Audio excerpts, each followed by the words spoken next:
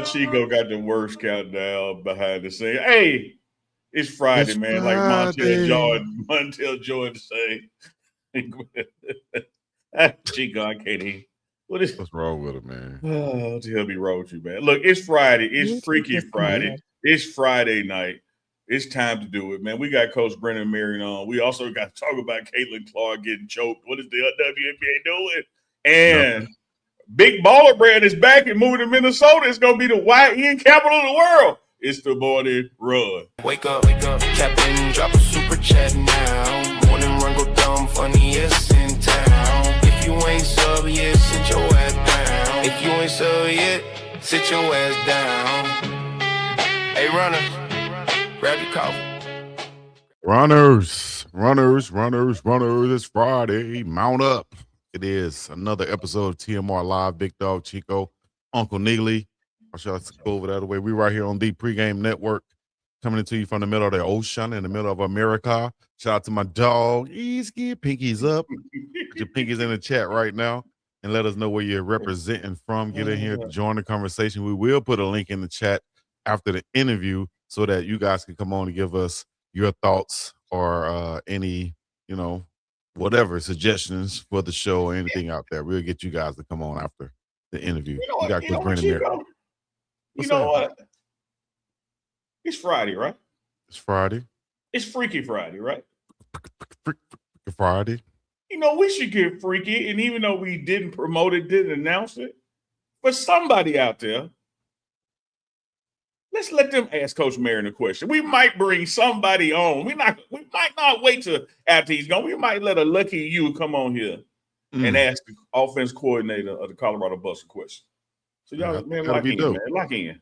Where else can you do that other than right here on the morning run, the Pregame Network? Uncle Chico brought to you by Miss Denise Smith at DeniseSmithInsurance.com, where you can go there and get you some right now. Also, you can go to the BoulderBroker.com and schedule your stay right there in the middle of Boulder, Colorado, and make sure you say Uncle Neely sent you at checkout. You can also go to UncleChico.myshopify.com and get you some new merch. And represent for your dogs out there. We got some things to talk about today. So, get in here and join the conversation with us. Unc, you brought one up before we even got started right there in the intro. Man. Caitlin damn Clark. What are they going to do about Caitlin Clark? Are they going to protect Caitlin Clark? Should they protect Caitlin Clark? How should they treat what's going on with Caitlin? Because she left the game with a back injury. She was damn near choked out. Since she came into the league, she's being bunked around and damn near bullied. If some people would say it, but some people would call it not bullied because she showed some attitude back. But anyways, what you think about Caitlin Clark out there, Unc? Well, just because you show attitude back don't mean you're not getting bullied. Those are two separate things. Like you could stand up to a bully and still be getting bullied. Like that's one doesn't negate the other. As far as the league overall goes and its indifference or treatment to Caitlin Clark, it's that double-edged sword for me. On one hand, you have to try to present that all players are equal. We're not showing nobody no favoritism. But on the other hand, in your effort to do that, you're actually treating a player different. Because let's just face it, players are different. Players have different values, not only to their league, to their teams. They're players who have different values to their overall league. And the league needs, whether the players in totality recognize it or not, like it or not, the league needs Caitlin Clark. She bumped up the viewership. Remember this time a year ago, they were having to move games to different arenas because of ticket sales. Mm-hmm. I'm reminded, Chico, I love movies and love songs. It just my head is just songs and movies. I'm reminded of when the New Jersey cops wanted to arrest Frank Lucas, and the New York cops said, "Hey man, don't mess with the golden goose." We all eating off the golden goose. Right. like chill out. And when Shaq was at LSU and his coach Dale Brown told him, "Man, go ahead and go pro, because if they're gonna foul you like this, if they're gonna treat you like this in college, and these refs are not gonna call it in college, you might as well go get paid." Now, Caitlin has left college. and the officiating across the WNBA is to me substandard at best. And this allowing of physical play, you know, I don't know if they're trying to market the league as a tough league or what they're doing. It's absurd. Man, y'all gonna mess around and she gonna go play in China somewhere and really get paid. And that's why I heard a couple of guys suggest that maybe she should go overseas and really get paid and get the royal treatment, you know, because right now, breaking news just came out that their head coach, Fever head coach, just announced that Caitlin Clark will be out for Saturday's game against the Sparks. So, you know, I'm not just completely blaming it on this, but hey, man, she could go overseas and really get a bag instead of just contributing and providing a bag for the WNBA. You know, they're on private flights now, damn near. Yeah, ain't no damn near. They used to be in line with me in commercial, and now they're flying private. It's like, I don't know why, you know, this internal jealousy, internal hatred of her. I would ride with it, except you ain't got to like somebody, right? You ain't got to kick it with somebody, but you can appreciate what they've done for your overall body of work. I'm reminded when Coach Prime came to the SWAC at my dear old college home, Jackson State, there was some resentment from other coaches. But guess what happened to those other coaches? They games got to be on TV too. You ain't lying. Same thing. Their merchandise went up too. And so before long, it was like, man, you know what? This dude really been good for us. Like, we might be a little envious here or there, but he's really helped us. Right. Caitlin Clark, like it or not, hate it or not, has helped the WNBA. And one thing I don't understand, Chico, you know, this is the 30th year of the league, and they just put out this promo poster. Oh, my God. These are the 30 years of the WNBA. And I can understand, Chico, if it was just going to be all the historic players, the Tenna Thompsons and the Cheryl Miller, you know, if it's going to be all of them. But it's a mix of players. You got Paige on there, Angel Reese on there, and you left Caitlin Clark off the promo poster. Like, come on, dog. Like, what could be the reason for leaving Caitlin Clark off of the promo? It can't be an oversight. Hey, we know it's not an oversight. That's what I'm saying. It was a conscious decision to say, yes, we're going to get these two current players who, of course, had an impact. So there's nothing taken away from them. But at the same time, if you want to bring up a current player and speak on impact, who has had more of an impact than Caitlin M. Clark? Hey, man, like it, love it, respect it, hate it. Like Rick Flag used to say, sit down and deal with it because the best thing going today. Like, she brings eyeballs, and eyeballs bring revenue. We have to understand all of this stuff is the advertising business. It's not the sports business. Right. The WNBA exists to sell products for advertisers. That's where they make their money. She brings more eyeballs to the table, as well as some of the other newer players do as well. But nobody has put a boost into women's basketball like Caitlin Clark and like Dawn Staley and her teams have. Nobody has. Yeah. Why would you diss them just because you don't like them? That's crazy. I don't know. Maybe they wanted another face to be the league, but like you said, man, it's about the eyeballs. It's about the attention. And, you know, I tell you one person who understands that if the WNBA doesn't understand it, and it's our guy, the big baller, one and only. He understands it. Talk to him, big baller. Man, Big Baller understands it, man. Minnesota Timberwolves. Y'all did the coldest move in the game. You wouldn't got that mellow. Yes, but here's the thing. Let me give you the recipe. You got to get the other two ball boys. You get the other two ball boys, it will be the most watched team ever in the NBA. Trust me when I tell you. You don't think I'm just talking? No, I'm not.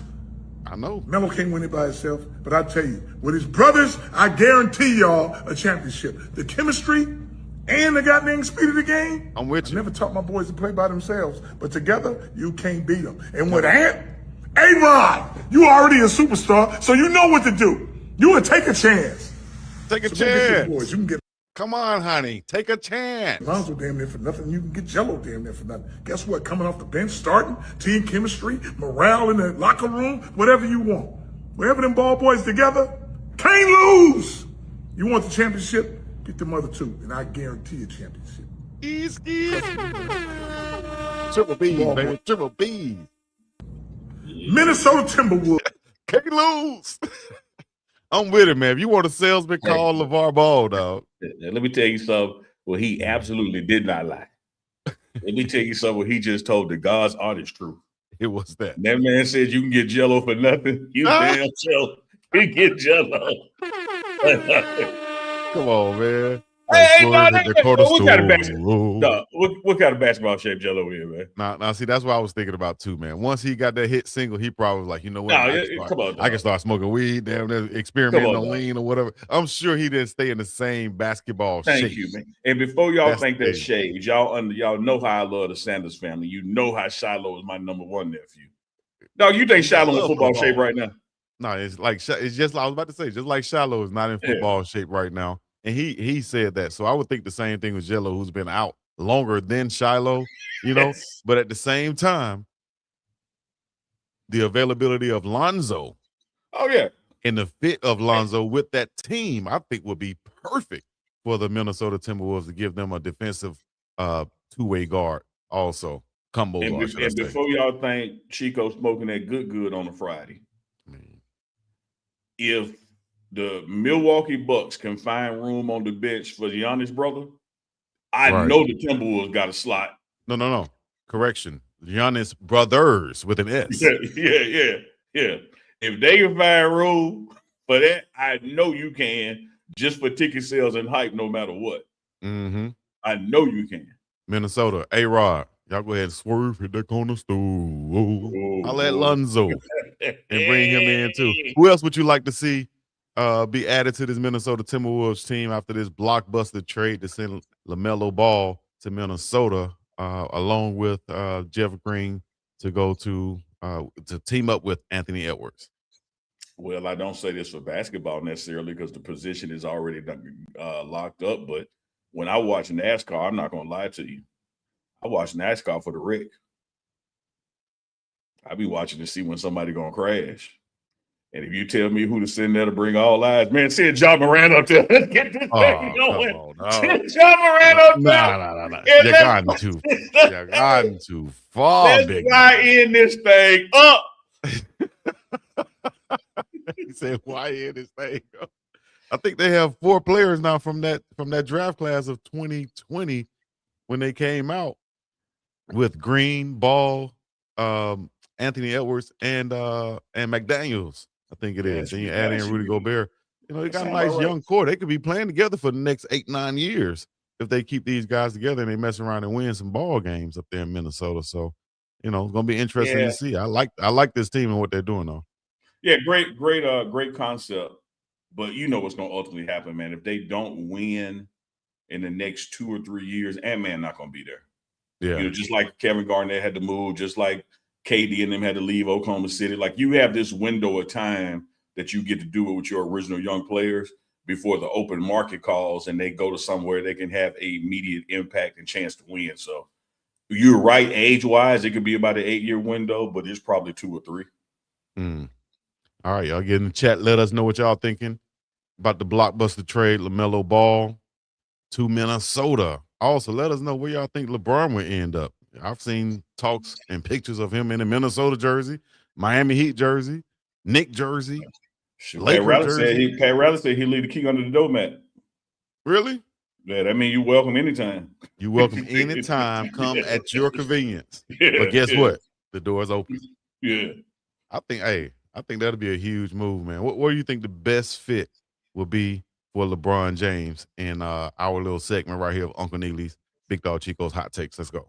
Well, man, you don't want to know. Y'all ain't going to believe me and want to listen to it. But guess what?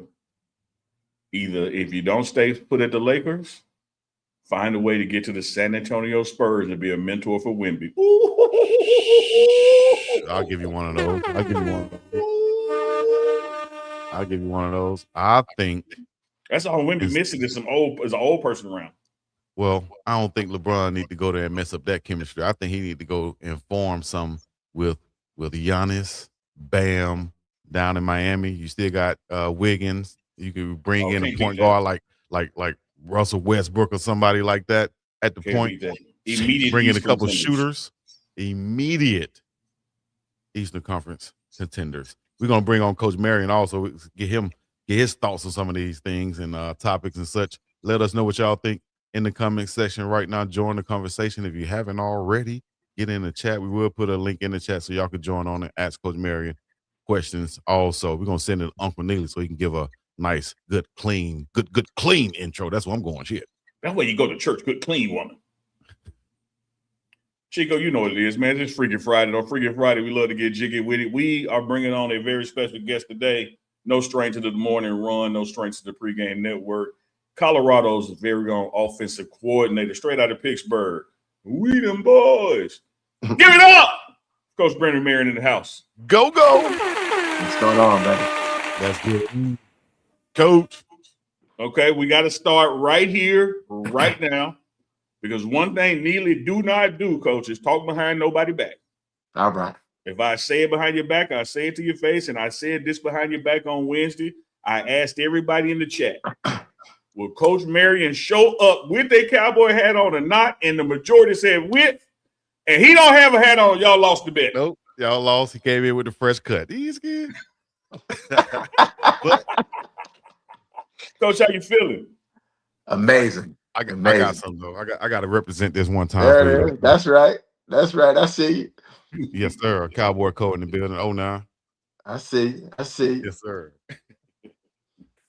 Feeling good, Coach. Glad to hear that. Look, let's just dive right into it, boss. Like you've had the winter off season, you had spring ball, you've been there to witness strength and conditioning, do some classroom stuff, and of course, from time to time, the players are off doing their own thing with PLPs. But as we sit here in mid-June, late June now, as a matter of fact, what's your assessment and direction of your offense and getting locked in?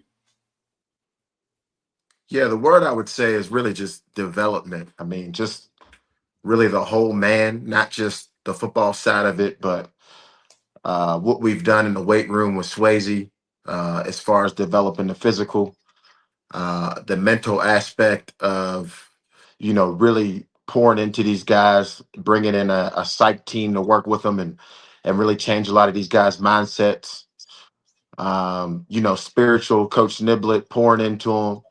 From a faith standpoint, I mean, we've really just not skipped the letter in the process. We're just trying to make sure we hit every letter in the alphabet and make sure these guys understand that, it's not we just show up and get results. It's a process that it takes for that to happen. And every day these guys have really, when they're in Boulder, we say it's work time. When we're in Boulder, it's time to sprint. It's time to work and maximize the minutes. And I think, I'm really proud of the staff and the players for maximizing the time when we're in Boulder, that we're all working towards a common goal and everybody's trying to be the best you for CU to be successful. Love it. Hey, we had Coach Shad on this week, and he talked about relationships and also recruiting.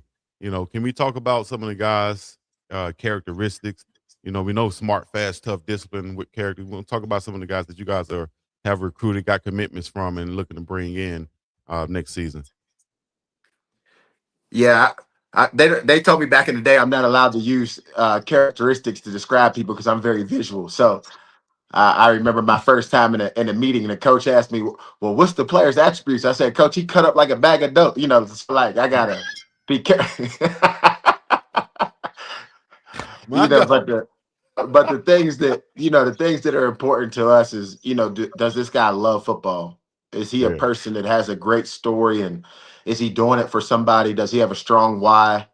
I think every young man that has visited our program, has really,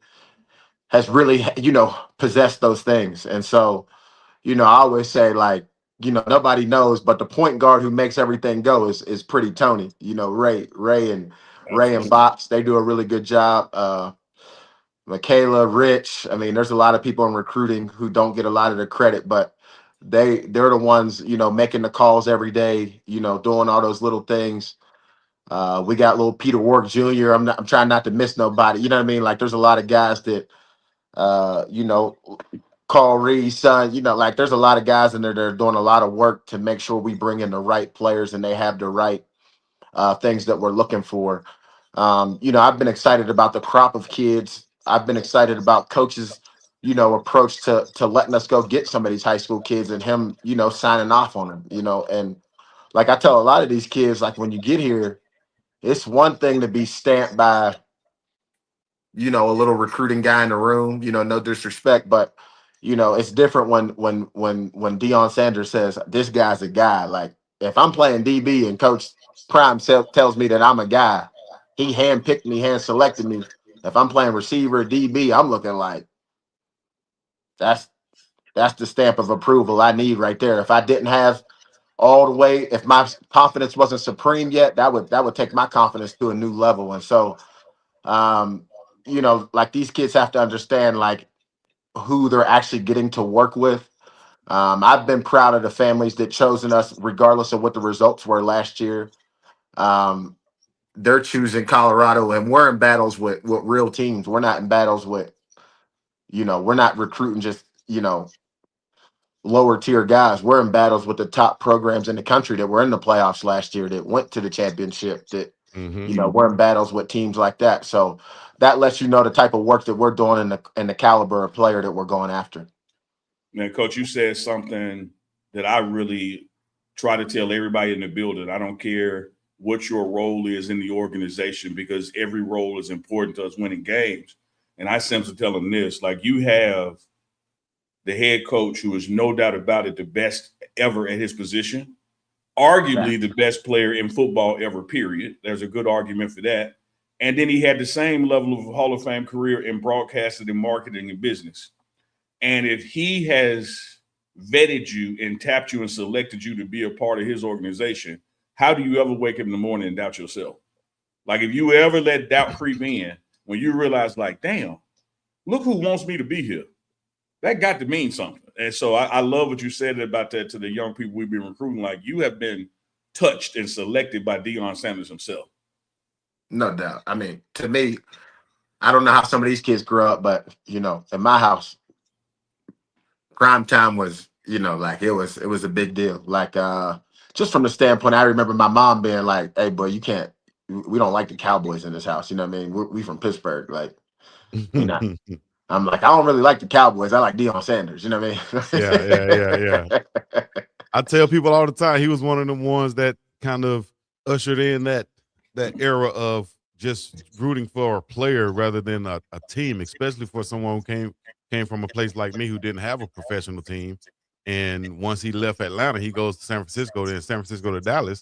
We like that player. So if he's going to this team, we got to kind of cheer for this team also. You know, absolutely. It's a different era. Coach, let me hit you with this, man. Speaking of Coach Prime, he didn't just hire you to like call plays. He hired you to change the identity, you know, of this offense. And so I want to kind of fast forward. I know we're here in late June, got to go through July and fall camp to August and win these games. But I want to fast forward to, say it's Thanksgiving and we sitting there eating Coach Solomon food before that last game. What do you want Colorado football to be known for, you know, by Thanksgiving? What are people saying about your offense as we get to that time in the year? Winning, toughness, guys that play together, explosive plays, and a show. I want that's what every player on our team is looking for. It's not about one guy. It's about the whole collective unit as a whole. And it's about being 1 point better than the opponents that we play. And whatever it takes to get that done, if that's running, throwing, 7 linemen on the field, a fullback, a tight end, 4 receivers, 2 quarterback, whatever it takes to get that done, that's the ultimate goal at the end of the game when the clock hits 0, to be 1 point better than the opponents that we play. And so that's been everybody's mindset and goal, and everybody's working on that each and every day. You know, and we're trying not to, you know, think about we go to Atlanta on this day. We're just trying to dominate each day and be 1-0 each day. And, you know, so when we get the opportunity to actually play a game, that's who we are, right? That's just who we are. That's what we do every day when we wake up in the morning. Yeah. About 60 plus days out from a game, Georgia Tech. And, you know, you have 2-3 good quarterbacks back there. I'm not going to talk about a quarterback battle, but I'll say this. Talk about how they've progressed and come along, and maybe some things you're looking forward to working on with them this coming season.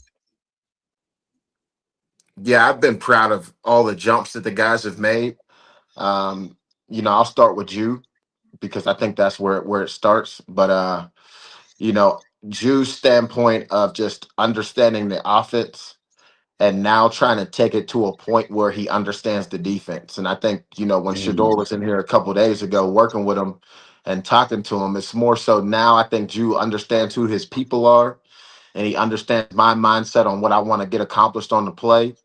I think the reason why Ju was such a high-rated quarterback because he knows how to do things to not lose the game. I think that's important as well for a quarterback position. He doesn't, in the games that he got to play last year, he wasn't a turnover machine. He wasn't, doing things that would put you in a bad situation, right? Like he was giving you a chance to go win the game in those games that he played in. He gave the team a chance to win. And so, just now him looking past just, okay, coach called this, my guy got this, he's there. Now seeing the whole picture of what the defense is doing, that is going to be critical in his next phase of his development of where he's at because now he understands, what we're trying to do on offense, and what players he has around him to do it with. So now he has to look out past that because I always say, like, for a great quarterback, if you want to be a guy who throws for 3,500 yards, 4,000 yards, leads a team to victories and championships, you got to make the playbook your playbook. Like, you've got to make the plays come alive. You've got to say, coach, we could do this way this time. They're playing this way, coach, so this is why I did this. It can't be so much coach said throw it to this guy, robotic. It has to be some feel. It has to be some sauce to it. You got to put your own spin on it, have your little aura and swag to it to really make it go. And so I think that's where he's at right now in his development piece. For Isaac, I think Isaac understands the big play element of our offense. I think that's why everybody was so excited about him in the spring because he does understand capturing the big play and the big moment and how to get the ball to the right guy in that big and to create that big play. He understands what an alert means on the paper when you get this coverage. Okay, boom, I can take it and I'll have this alert. I think he has to learn how to just hit the base hit a little bit more. He's understanding just like taking the layup, taking the easy play, not risking the ball. Not everything is going to be the big play. As a quarterback, you just have to be okay with chipping it down there until you can hit the cup sometimes. You can't always, pull your driver out. Sometimes you got to be able to use the 7 and the 9 and you know what I mean? Like he's got to learn how to, just control it a little bit more. And then Keneal, I mean, he's still green bean, he's still a young buck, but that boy can drive fast. Like he can do a lot of things. He understands what we're trying to do on offense. He can play fast. For him, it'll just be slowing down. And that's any, guy who just came in December. But he has the ability to, turn the broken play into a big play with his legs. He can also, hit the big play with the throw. It's just him learning the structure of how to play within the game of a college game, right? It's not the same as a high school game. He's not going to be able to throw a D lineman off of him when a D lineman's free. And, maybe once or twice he'll be able to do that, but that's not realistic on every play. Like he's going to have to learn how to play within the confines of what we're trying to do on offense. Nice. And what were some of the things you mentioned Shador being there with you guys in the meeting room and you had the chance to talk to him on the field. What were some of the things that you can share with us that Shador helped them on? I just loved his intelligence, his ability to look at a play and then to tell the guys like he never even went through the play.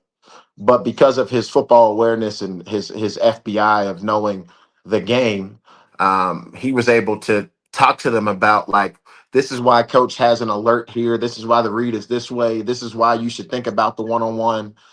Okay, based off of what they're doing on the defense, but then like look at the receiver. How is the leverage of the corner playing them? How is, what's the situation in the game? Just really trying to give them I say it's opening up your third eye, right? You're not going to be a National Football League quarterback, right? And I got to give props to two from the standpoint of like, how many guys that are, disrespected in the way he was, drafted where he was, get put to be fourth on the depth chart, fifth on the depth chart, no reps, and then go in there and win games, And not on, it wasn't like they were 6-0, 7-0, and they just put him in there to go hand off the ball and manage the game. I mean, he's going out there making plays, making reads, and making it come alive. Right. So, that's where I say, like, a quarterback learning to open up your third eye, right, and see things before they happen, make things happen, anticipation, playing that way. That's what he was trying to teach the guys. And then, just to see his work habits, right, for the guys to see a guy in there running on his own, lifting on his own, bringing a receiver with him to throw to him, like, hey, run this route for me, do this, boom.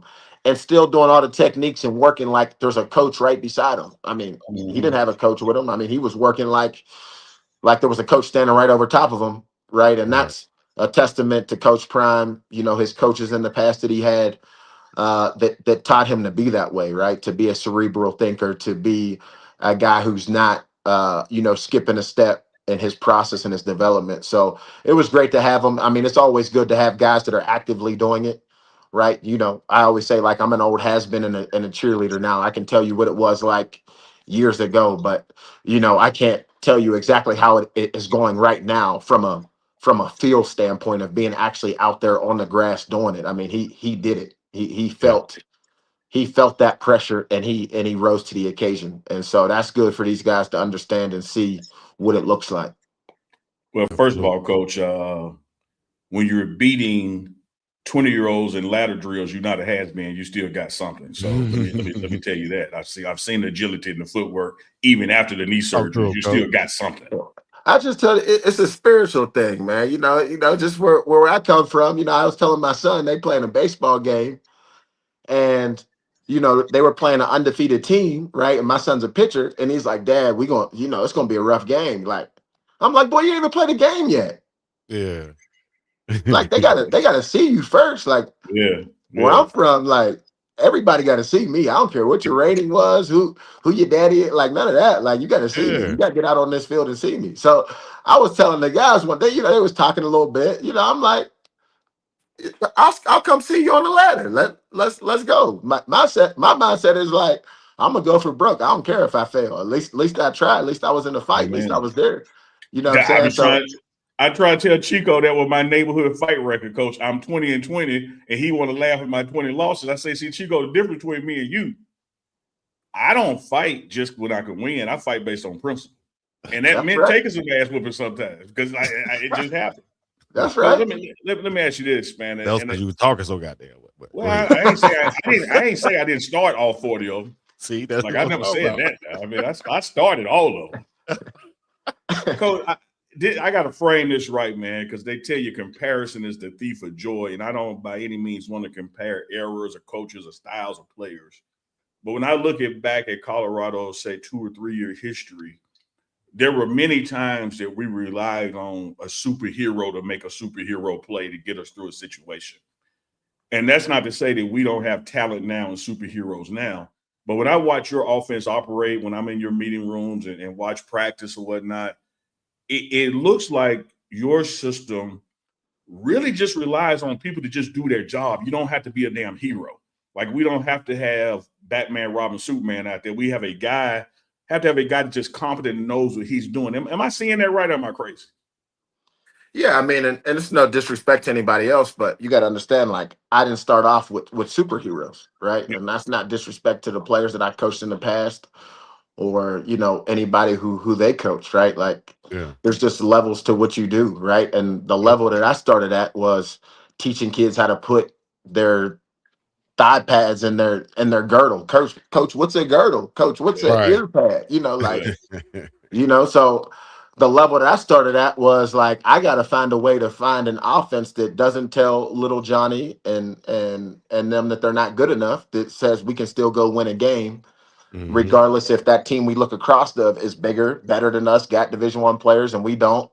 We got to find a way to go win. And so that's the system that I created where, like, the plays will naturally come to you, right? Like, it'll naturally happen for you because it's set up in a way, it's structured in a way that we're going to make sure we're able to move the ball down the field and give our kids a chance. I tell them every single game that I've coached in college football, I've been blown out twice.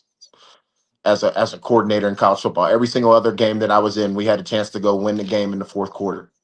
Mm. And, you know, like, I can't make the catch for you, I can't make the throw for you, but I can put you in a position for that to happen for you, right? And call the right scheme and structure, right? I tell people all the time, you say, people say scheme doesn't matter, but, you know, if I'm working with tools and this tool can't do what another tool can do for me, this tool unlocked the door for me, this tool didn't, that tool's important, right? Like, that the scheme does matter, right? Regardless, you can't, a hammer doesn't always work.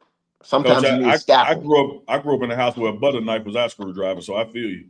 You know what I'm saying? Absolutely. And so, like, eventually that butter knife ran out. You couldn't use that butter knife no more. You was like, man, I got to go save up $10 and go get this real screw, like, right? And then the screwdriver didn't work no more. I need this power drill, right? Like, you see what I'm saying? And so that's where people always try to minimize scheme and say it's all players. I think that if that was the case, right, whoever spent the most money on NIL, right, would win every year, would win the championship. I was at a school who got the most money. They didn't win the championship last year. You know what I'm saying? Like, that's not necessarily, like, just because you have the best players, you still need the certain scheme to give them the opportunity to utilize their talent and extract all the talent out of them. You have to have the right people around them where you can make all their talent come alive, right? When you have those superhero players, there's a lot of teams that hoard a lot of talent, right? I've been places where there's 6, 7 NFL receivers, but we only use 1 or 2.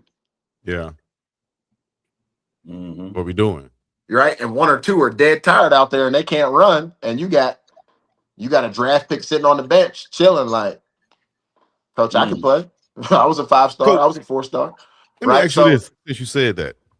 Not to cut you off, but go ahead. Let me let you finish. Then I ask you this. Sorry about that. I thought you had. No, I'm done. I mean, you know, I'm off of my soapbox on the talent distribution thing. Let me ask you this: from a wide receiver standpoint, when you have so much talent out there, how do you manage the substitutions? Is it by the routes they're running, or do they have set series that they're going to play? How do you manage substitutions with a deep wide receiver room? Yeah, I try to explain this story to kids every year, and I think our guys really understand what I'm saying. And it's always hard for them during the season to understand. But really, how the receiver room works is, one, it's a selfless position, right? Because at receiver, people call receivers divas, but it's the most high stress position from the standpoint of you're going to run the most and get the ball the least, right? You run more than anybody else, and you're going to get the ball. The running back's going to get the ball 15 to 20 times. The quarterback gets to touch the ball every play. The lineman get to block somebody every play. Like, they have something they can do on every play. As a receiver, sometimes you're just out there running for the love of the game. That's what, we call, hey, clear it out for the love of the game, Doc. Just run down there for us. Appreciate That's you. what I call Chico on this show, for the love of the show, baby. You don't have no responsibility. Just look good. Go. I wish. Right. So, like, that receiver position is always a delicate position from the standpoint of managing that, right? Managing the expectation of, I want the ball, right? And, so for us, like, I tell the guys my little league story. I had a coach, right? My mom didn't want me to play in Pittsburgh with, because there was a lot going on in the early 90s, right? Of, crime and all that type of stuff in Pittsburgh. So I played out on a suburb team, and coach, he would tell me, like, they don't like us having so many of y'all on the team, long story short, right? So you ain't from here. Yeah, right. So I'm gonna give you the ball 4 or 5 times. You better do something with it. Like, you got to make big plays, right? Yeah, and so it's about not counting how many times I got the ball, but making it count when I do get the ball.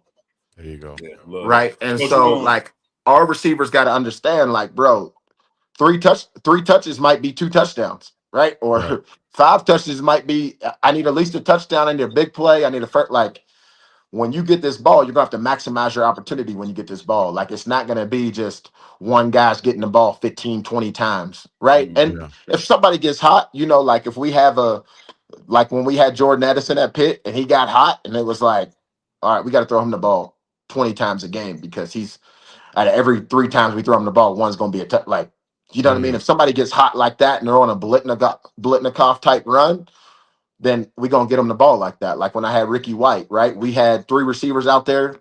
Ricky had 90 catches. The other receiver had 60 catches. Jacob DeJesus had like 60 catches. The other receiver had 50 catches, right? So, you know, and that's what our receivers just have to understand. Like whoever's the hot hand in that game, that's who we're going to try to get the ball to and feed. But at the same time, you have to do what you have to do with your opportunity, because we're running a real offense, not a, you know, I hate to say this to people because some people take it as disrespect, but like the team who throws the ball every time, you never see them in the championship game, right? The team who throws the ball every play, you never see them in the big game. They might win a lot of games, they might accumulate a lot of stats, right? But they're not going to go win those tough games when they're playing a team that's used to cold weather. They're pounding the rock. They're playing great defense. Like, that's just not going to, when it gets cold outside, you're not throwing the ball every play when it's, you know what I'm saying? Like, that's just the way football works, right? If you play long, you play into the winter months. And it's a little bit harder to throw the ball when the wind is 30 miles per hour. You know what I mean? Like, that's just the way. You have to run the ball. Right. Got to get physical. Coach, you got a couple of super chats done hit our way. All super chats will be read. In case you've been under the rock, we got the OC Colorado football coach Brennan Marion on the show live with us. And in case you went to public schools, is from 2 Prime CJ 99 super chat. He said check out his profile pic, but what's something you wish every player understood that you didn't fully appreciate until you became a coach? Yeah, the biggest thing I do, if you notice, follow me on social media, I let the players have fun. When I was, you know, the stress of growing up in Section 8 and everybody looking at you like you got to make it, I got so serious to the point where I really couldn't enjoy my teammates and the moment of being like, the things that I did in college haven't been done since I left college. So it was a big deal. But at the time, I really didn't think anything of it because I was like, I'm going to the league. Like, so it wasn't a big deal that I was on billboards and ESPN. Like, I'm like, bro, I'm going to the league. I'm not worried about this stuff. And I see guys now, they retweet all their stuff and they post all their stuff. And I'm thinking like, man, I didn't enjoy none of that. I don't even have a picture of, I don't know where the All-American ring that I got from junior college, like, I don't know where none of that stuff, like, I didn't relish that moment. I was so like, I'm going to the league. I got to make it. And then I get hurt and my league career is not what it was supposed to be. And I didn't enjoy the moment of when I was doing it big, you know what I'm saying? And now I'm looking back and going like, man, you set all these records and, you know, and it wasn't even like, at the time, it wasn't a thing to me. Right. So I try to let guys enjoy the process as well, not just work them into the ground and not let them have any fun. But I'm old school, right? I'm an 80s baby. We're going to work, but we're going to have fun with it too. Yeah. Yes, sir. One more super chat. Got another one later for the show. This is for Renee Rainey. Appreciate you, Renee, always checking in with us. $9.99 super chat. She says, Coach, one of the things that makes the go-go offense unique is its flexibility. Have you ever envisioned a version of it that effectively utilizes 2 quarterbacks? I think there's a space for putting 2 quarterbacks on the field at once. If you look at some of the old Ivy League stuff that we studied back in the day of 2 quarterbacks being on the field, I've seen a couple teams use it recently in the near and that way. But as far as like 2 quarterbacks, I just don't like the rhythm of that, at that position. It's successfully been done. Tom Landry did it, with the Cowboys back in the day. Teams have done it, but for me as a coach, I wouldn't like that feeling. If I'm a quarterback, you give me the ball, you say it's my game, and then I miss one throw. It's like being a pitcher and you don't throw a strike, so they take you out the first time you don't throw a strike. You know what I'm saying? Like the feel of that, to me, I don't understand the feel of that. I think a guy can come in and spell a guy for a play, maybe 2 or 3 plays, but to go back and forth the whole game, I just don't. For me personally, as a coach, I don't like that. Yes, sir. Eric Morris, $2 super chat. He says, Coach Marion, how did you come up with the go-go offense? Yeah, so Shout out to my ex-wife for getting me Apple TV. I got Apple TV back in the day when it was like when it first became a thing. And I just got on there. We lost the playoff game because I was a 10 personnel, spread it out, air raid, throw it every play. And we got to that fourth quarter, and that other team just held that ball and ran that ball. There was nothing we could do about it. And I was like, man, I got to start learning these run plays, man. I got to learn this. I got to really dive into this, because I was with Coach Malzahn, and we had 3,000-yard receivers, 1,000-yard rusher, and then another guy who had like 800 yards rushing and a 5,000-yard passer. We were the first offense in the history of college football to do that when I played in college. And so a lot of that was we had really good players, good scheme, and it was tempo. You could go, like, the game was different back then. You could run 95 plays a game, or, like, you could really max out the tempo. And so when we lost, I started just looking at the study of football, like what are the offenses.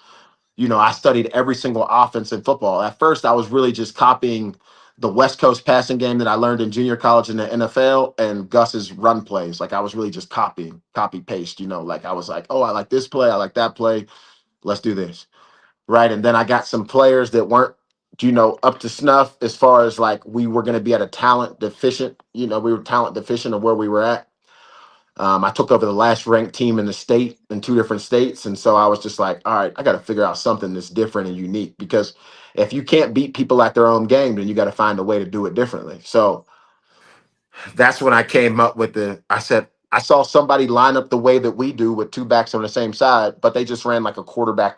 It was like quarterback right. Like, they didn't even like really do anything out of it. And I'm thinking, like, man, the West Coast offense started out of 2 back. The triple option started out of 2 back. The air raid started out of 2 back. What if we started doing this? And then I started asking all the defensive coaches, you struggle with, what do you consider 2 backs on one side? And every single defensive coordinator gave me a different answer. I said, they don't got this figured out.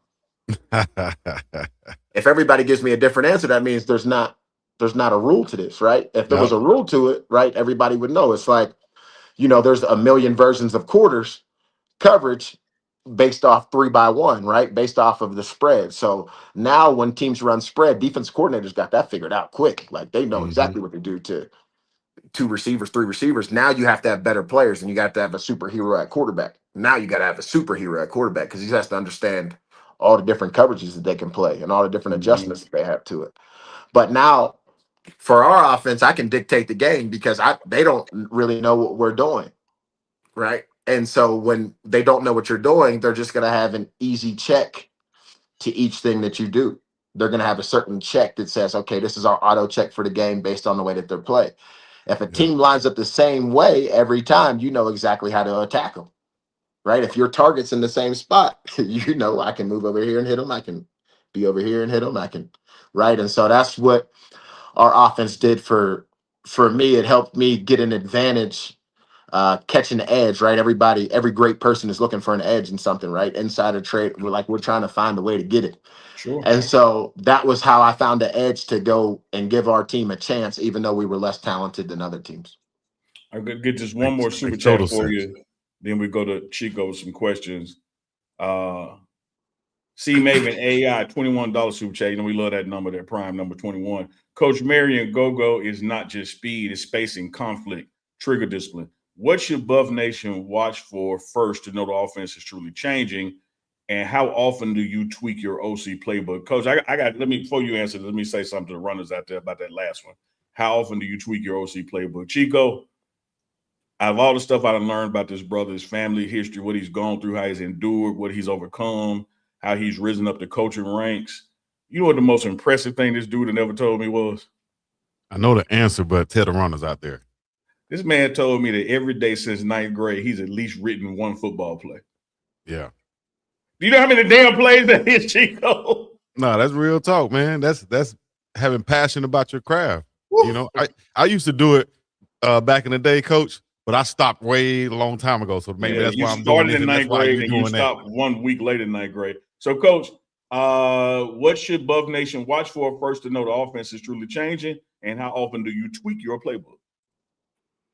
Yeah, our offense is very player driven, right? So personnel, players, people, right? That's what's going to dictate what we do and what we do at a high level, right? So we obviously have a system, right? Like I'm not going to sit here and say that we don't have a certain system that we run. We have a unique system that I swear by, and it's gotten me to this point. So I love our system, but also I'm not ignorant to the fact that I'm going to utilize what our players can do really well, what they've done well in the past at certain stops that they've been, and then what I know to be true, looking at their skill set and going like, okay, we can do this with him, he can do this with him. And then there's things that we have players that we've brought into the fold where they haven't been, their talent hasn't been extracted all the way because they were not receiver one or they were receiver two at their school, or they were not running back one, they were running back two. There's guys that we have that, like some of the guys on our offensive line that have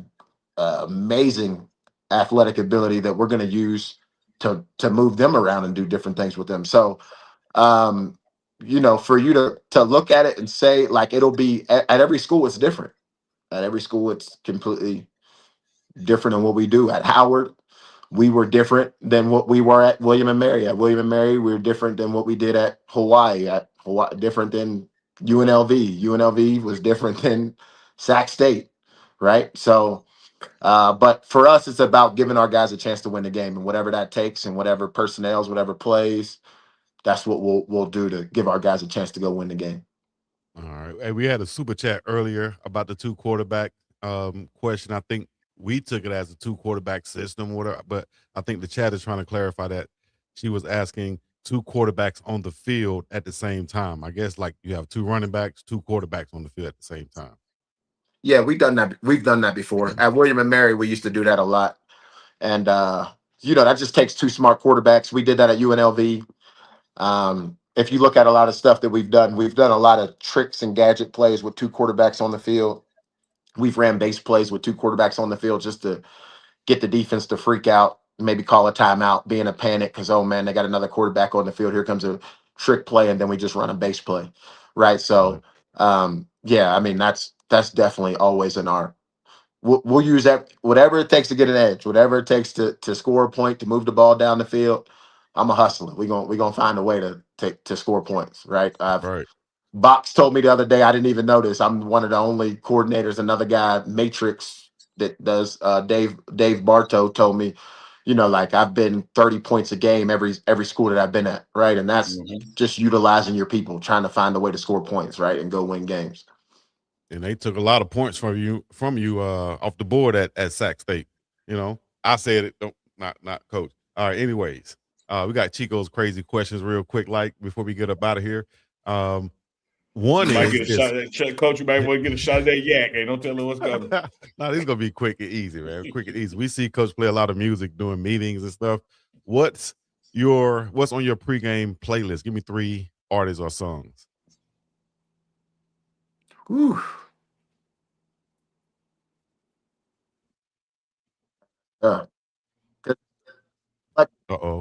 You got to beat her to like. Okay. You got to really. It depends on the vibe. I've canceled DMX. Like that's my dog. He performed at my birthday. My brother had him perform at my birthday when I was 21 or 22, I believe. But he gets me too emotional. That DMX is too much, right? My pregame routine, though, really, if you really want to know, it's a little bit weird, okay? But when I get to the stadium, I go out there with the players. We do a little quick session. We throw it real quick around. We do a quick prayer. I go back in the locker room. I take a nap, and then I shower. I take I'll cold plunge for a minute. I'll take like a cold shower, get my mind right. And then I kind of just chill, like no music, no nothing. I'm just chilling. You know what I'm saying? So like that's what I do before the game, like to get my head in the right space. Chico, his music portfolio has no boundaries. I've seen it. It has no horizons. There is no end to it. I'm blessed to somewhat share a wall with the offensive room. And I know it's time to go to the meeting when I hear them sounds coming through the wall. And it's going to be anything from R&B to rap to country. Like, you don't know what's coming, but the brother got some music now. I must warn you, Coach Marion, if you know Uncle Neely is over there and he can hear you, do not play take me through there, because he might just come over there out of nowhere. Like, hold up. Well, here's the deal. I get up and come over there. Chico gets up and come over there with his shirt and a knot in the front. You know what I mean? So kind of twist in the front. Don't do my man like that. Don't do, he a good Christian man. Don't do my man like that. And that's how the fight started. Have another question here, Coach. Name one of your most underrated coaches in college football. Underrated coaches. Like that I work with, that is out there. What, like that's out there that you work with, that you've seen, that someone might not know of, that an underrated coach out there that's under the radar, that people should know about. Man, I got to go with my guys. I'm gonna go with. I think Coach Prime assembled a tremendous staff. I'm gonna go with Coach Marv will definitely be a head coach. I've been saying that since I met him. 5-6 years ago. We met at we supposed to be the next great coaches, young coaches at the AFCA convention. That dude is brilliant. He's a leader of men. Truly knows the game, respects the game. Coach Niblett. I don't know how he's not been in the college game. Obviously, they pay a lot of money down there in Alabama and Georgia for high school football coaches. That's right. Yeah. I mean, that's down there in South Georgia and Alabama. They pay real money for football coaches. So, obviously, I think he'll lead a program here in the near future. The sleeper on the staff that people don't know about is Coach Shad, man. Coach Shad, I think is really that guy. Like from the standpoint of, I've been around a lot of dudes that see me come in a room and, I have a lot of personality. I have a lot of receiver in me. You know what I'm saying? Like I'm not coming in there with the polo on and saying, hello, guy. You know what I mean? I'm I'm here. You know what I mean? Like, right.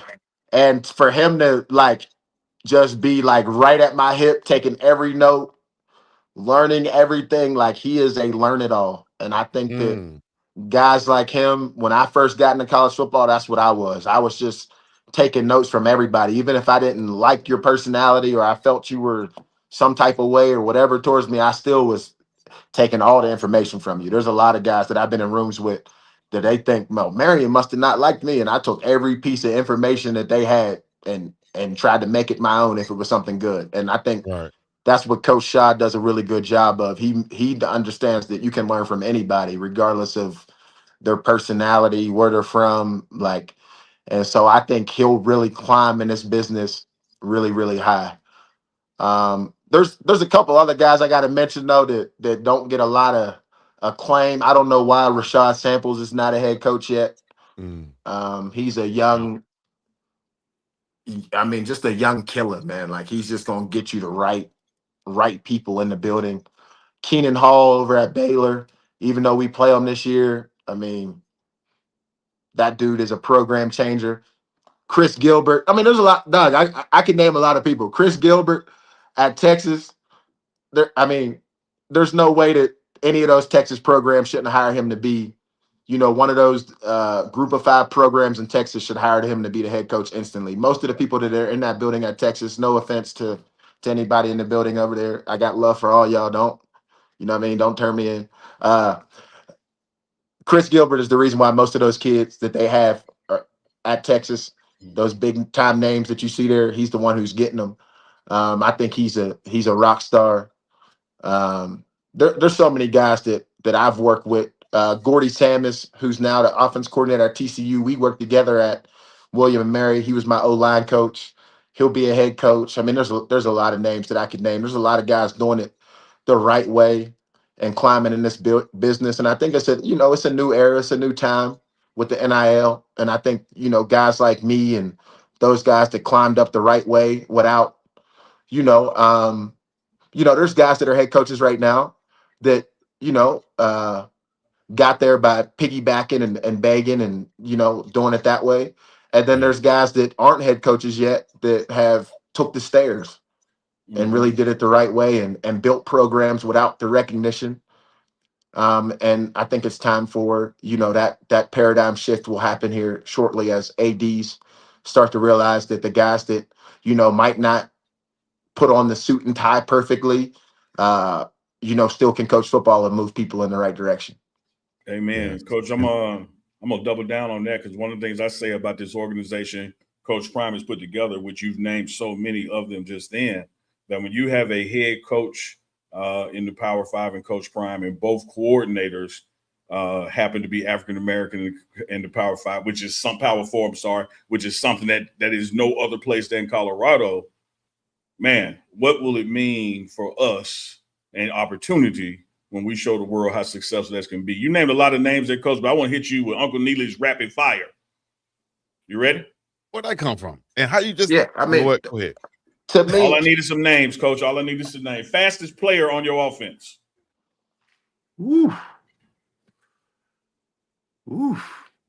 Ernest Campbell's the fastest player. For him not to be 99 speed in the game when he ran a 10 flat as a freshman in college football, I got to call my guy from EA Sports and see what's going on. I mean, I get it. They hate on Colorado and all that stuff, but the guy ran a 10 flat. Most improved since spring. Julian Lewis. Biggest trash talker. Ooh. That would have to be Bo Hewley or Javon McFadden.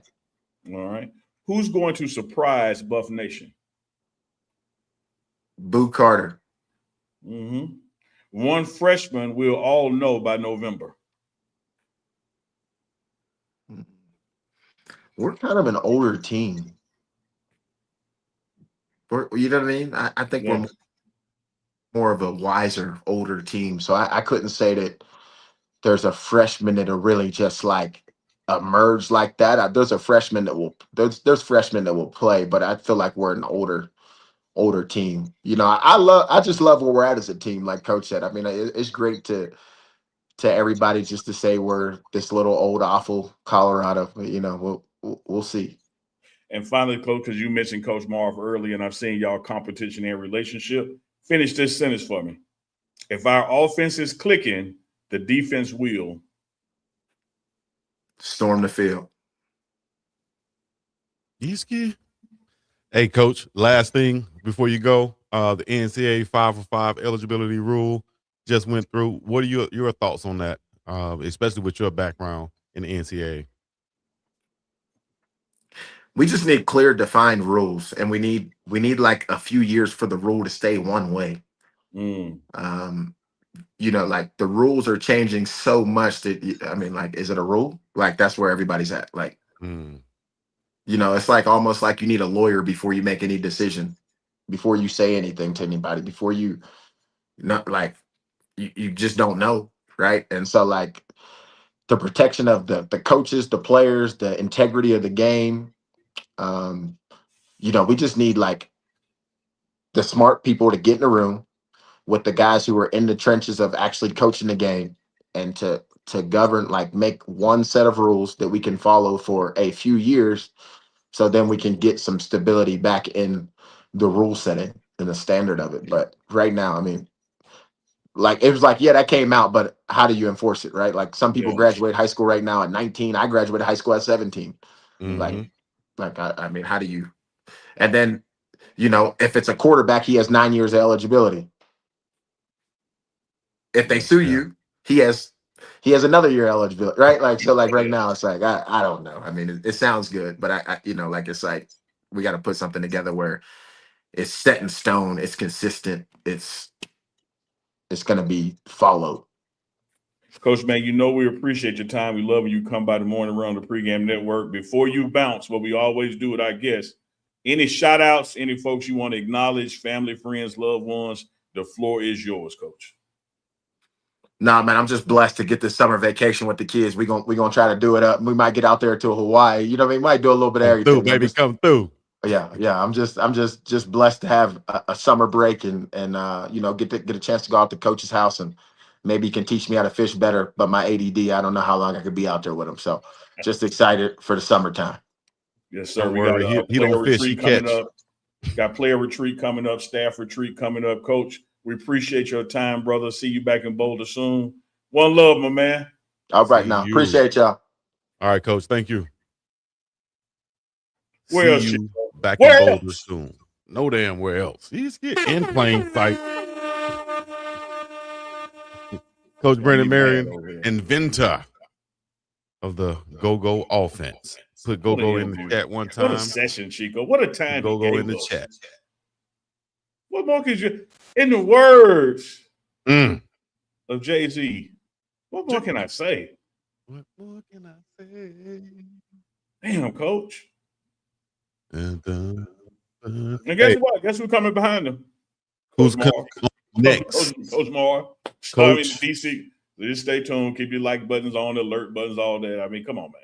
Yes, indeed.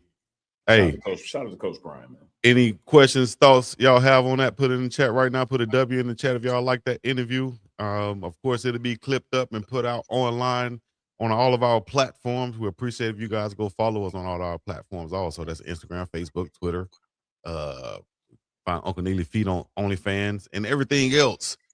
Follow us right damn now. Unc, I got a question before you roll up out of here. No, you can't see my feet because your credit card got declined. That's right. You can't be like then they talk about the hat ain't on the. Oh, yeah. If you had to choose because you love glizzy so much, I'm going to stay out of this one.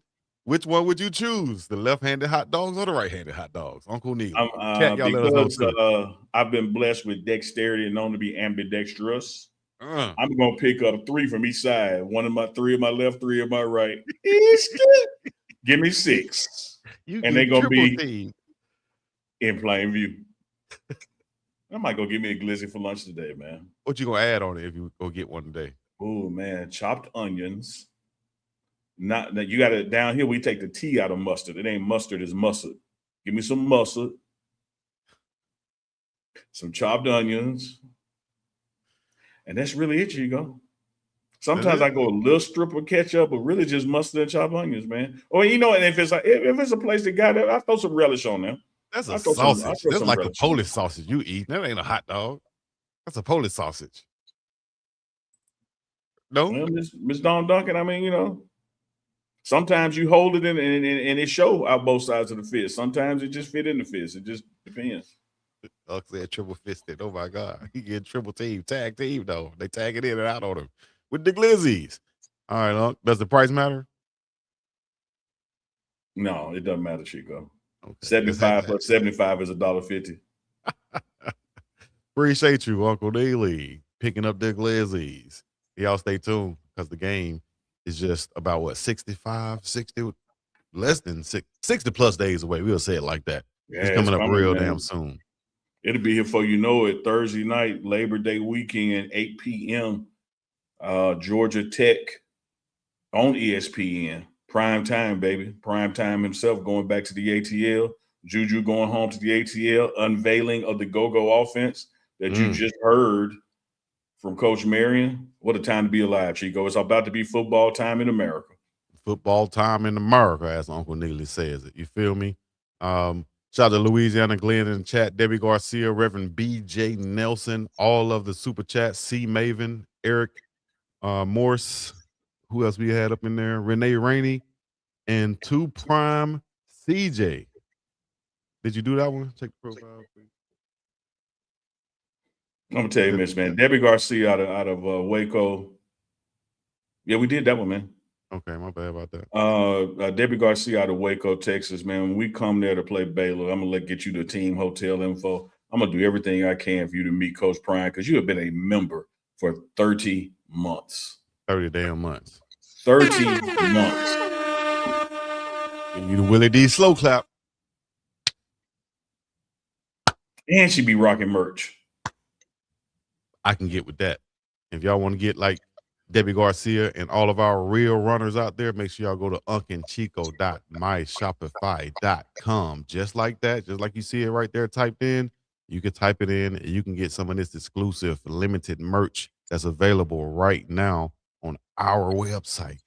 How cold is that? I can go represent my favorite show that I watch or the most hated show that I watch, and I can get some and wear it on my back and represent. Well, I'm going to get one today. I'm going to get one today. Run them numbers up, hunt all day. Speed, hustle, consistency wins is going down right now. UncleChico.myshopify.com. Go get you some, and make sure y'all go check out our official sponsor, Miss Denise Smith, at DeniseSmithInsurance.com.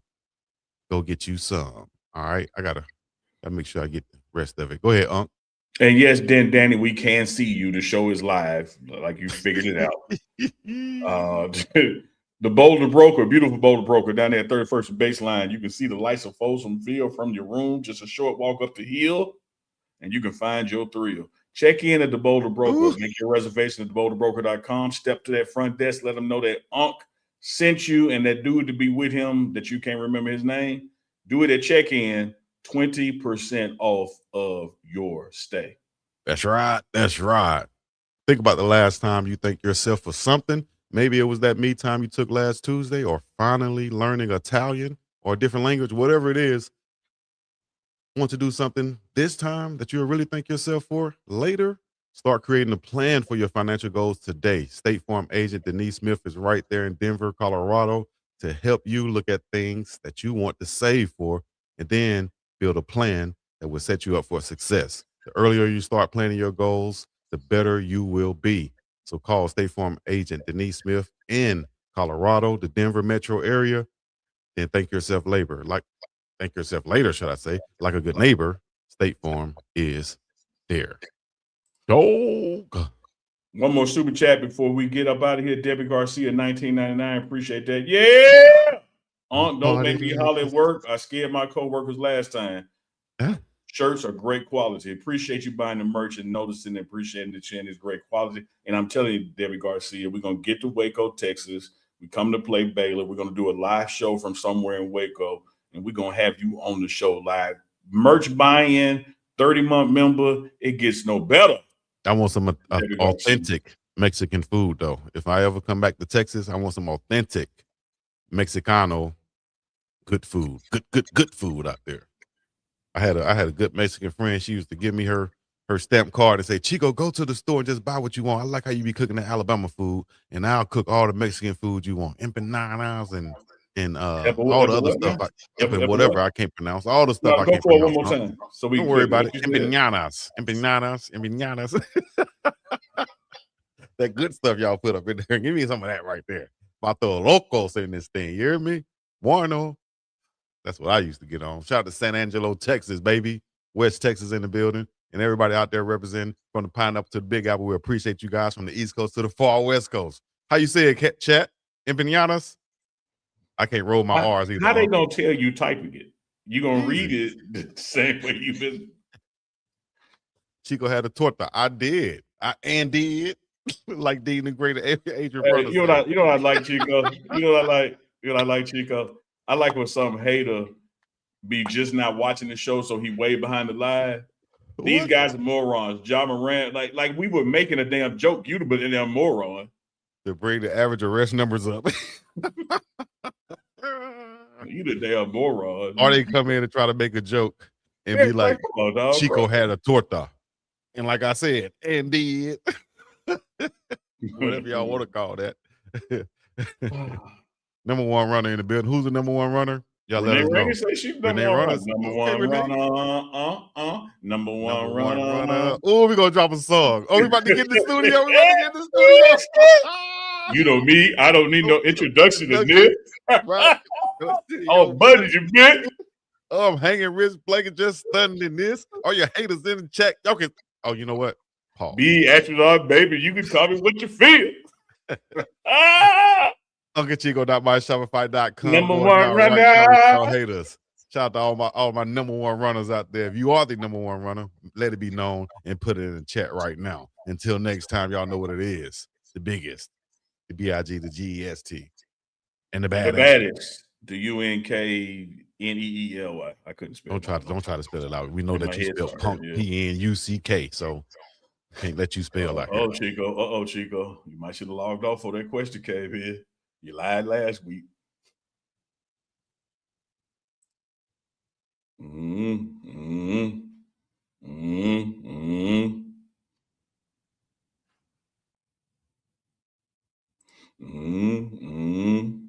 Chico be lying.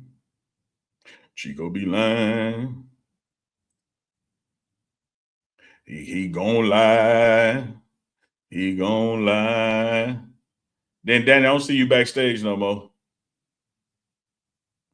Yeah, Chico froze up a line. He got the line so hard he froze up. Y'all know what to do, man. We'll work on Sunday night. Let y'all know. Turn the notification bells on. Do what you do. We up. We out.